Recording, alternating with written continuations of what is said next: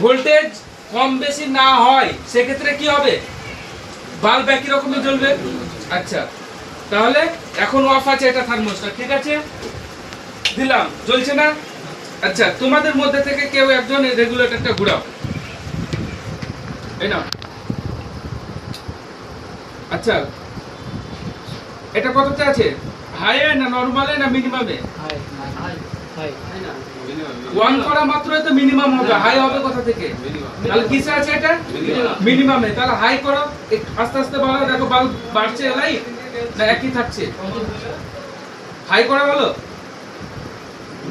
আচ্ছা, হাই হয়ে গেছে, একই আছে।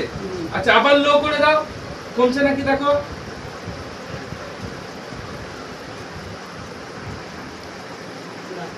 কমছে? কমে না। আবার আরেকজন কেউ ধরো এটাকে, আবার কেউ কমা বাড়া করো, দেখো কমছে কি বাড়ছে দেখো। এটা কি করলাম? বাড়ালাম। হাই। হ্যাঁ, আচ্ছা, এবার কমাও, একই থাকছে। একই থাকছে।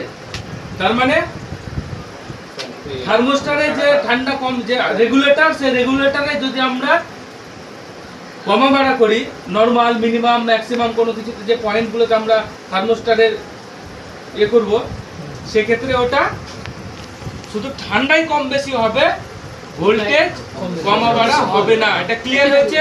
আচ্ছা।